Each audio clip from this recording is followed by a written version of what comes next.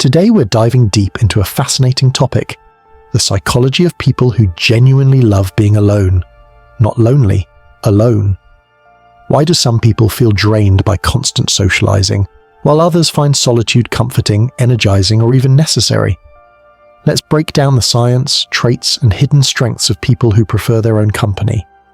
Solitude versus loneliness. The crucial difference.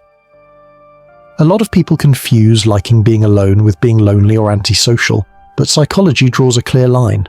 Loneliness is a negative emotional state. It's the feeling of being isolated even when you don't want to be. Solitude, on the other hand, is chosen. It's intentional.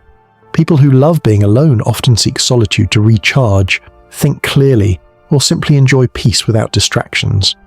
Psychologists call this positive solitude, and it's linked to better emotional regulation, higher creativity, and stronger self-awareness.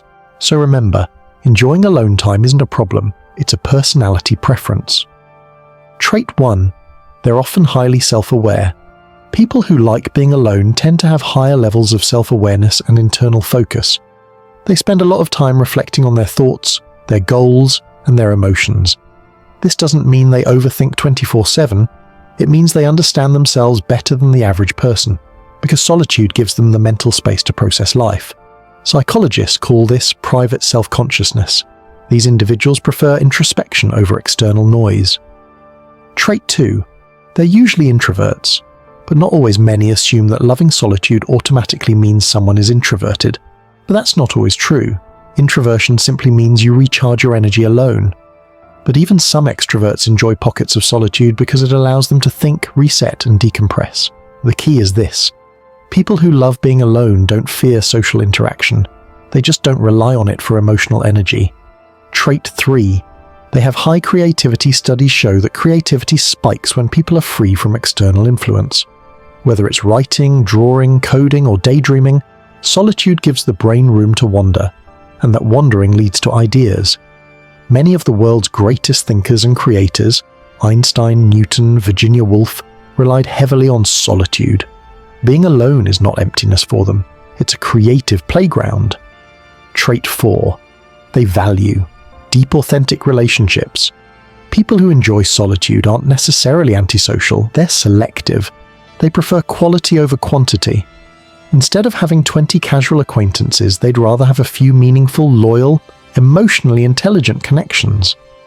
This is linked to something called high social selectivity, choosing relationships carefully rather than drifting into them.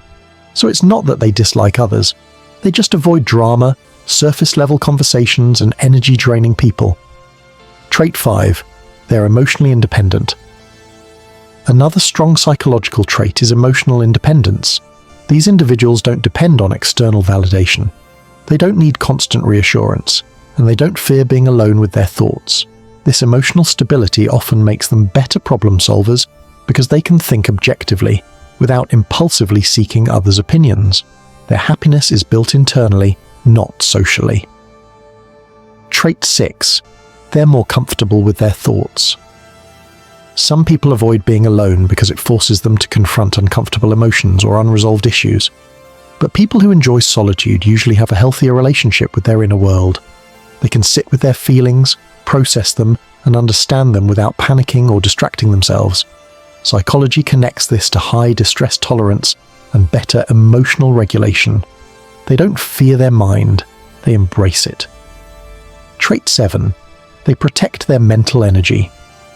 People who love being alone are often masters at setting boundaries. They know when they're socially drained. They know when they need to step back to recharge.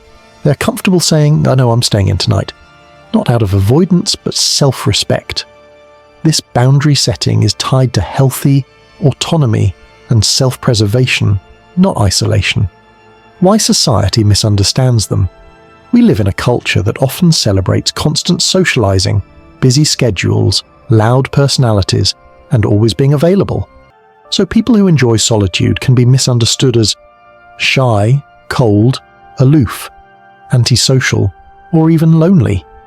But this misunderstanding comes from a society that doesn't value quiet people enough. The truth is, solitary individuals often have rich inner worlds, powerful creativity, and deep emotional maturity. the hidden strengths of loving solitude. Before we wrap up, here are the key strengths people gain from valuing solitude. Stronger self-awareness, higher creativity, better emotional independence, clearer thinking and focus, higher quality relationships, greater resilience, more self-control and discipline. Loving your own company isn't strange. It's a superpower. If you enjoy your alone time, don't let anyone make you feel guilty for it. It's a sign of emotional strength, self-understanding, and inner peace. If you liked this video, hit that like button, subscribe for more psychology content, and let me know in the comments. Do you love being alone? And what do you enjoy most about your solitude? Thanks for watching, and I'll see you in the next one.